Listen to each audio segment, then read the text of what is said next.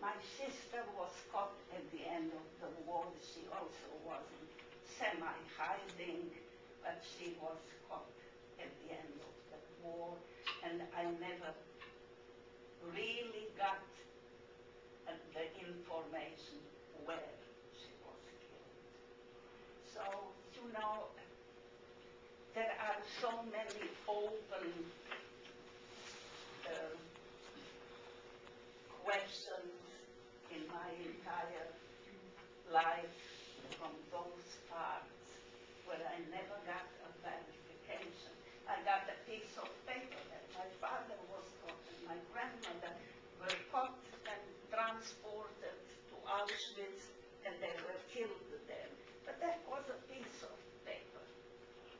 So I live really, I sometimes say, with my friendly ghosts. So for me, even my sister, she just disappeared. That's different. War is with losses of that kind are like amputations. By now we know that in the brain there is the amputated limb. It's called the ghost limb in the brain, because the brain is built with that knowledge of that limb. So my hardware is built with the knowledge of my father and grandmother and sister. And they exist up here, although I know rationally that they were killed and they are dead. They will never come back. But it's like what I said, amputation. People who have amputations have the sensation of that existing limb that doesn't exist anymore. You know, our brain sometimes plays tricks with us.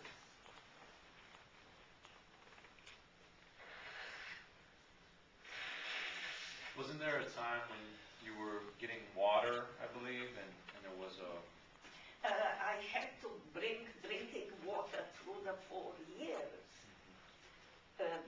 from up the hill, because we had a well in the farm, but that was for the animals, or for cooking, or for washing the laundry, which was also part of my work, was tending to the laundry.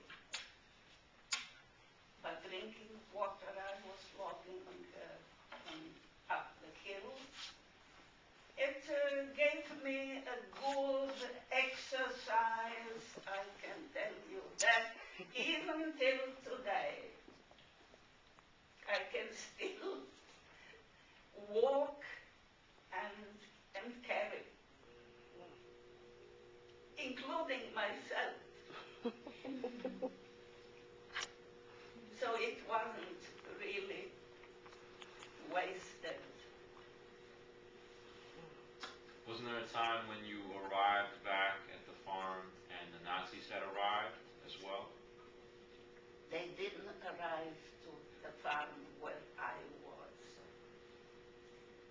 There was the adjacent farm where I knew that the farmers had 2 small children. That's in one of the stories, the rabbit.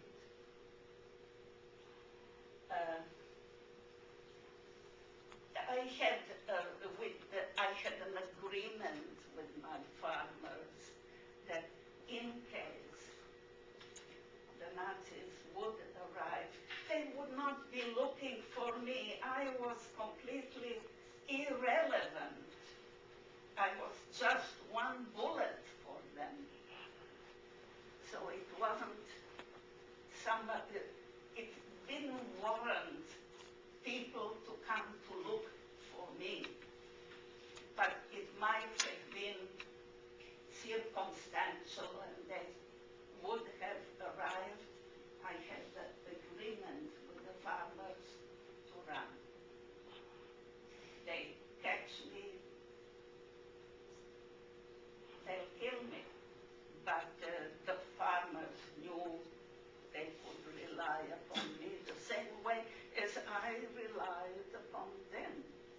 That was a mutual agreement we both held very important. Do you, oh, I'm sorry. Do you still have a relationship? I can't hear you. Do you still, like after the war, did you go back to the farm or to see the family? I didn't go back. They came to visit me. I didn't have time to do more than immediately when first I left the farm to look who is alive. I did find my mother. I had to find a job because I didn't have anything. I didn't have money to go and buy a piece of bread, not a loaf, but a piece, a slice. I had to find work. The moment I found my mother, I was desperately really looking to do whatever possible just to assure that I could pay the rent for one room in an apartment with two other families. And I didn't have the time to go back to the farm. The younger woman from the farmer came to visit me a couple of times. She knew my situation. And then I started back, I went back to school the moment I had a job. I went back to school. I couldn't sit in the class because I didn't have the time to sit in the class. I just did the exams, learning in the evening after work, and then slowly developed into a profession, into schooling, into higher schooling, and into what I worked. I worked as a set designer in the theater and for films and this graphic art, anything that had to do with where I could use my imagination and my hands.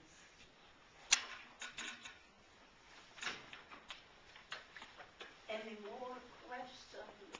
Yes. Did you ever lose hope? No. What does it mean, lose hope, per se? I knew one thing. If I stay alive,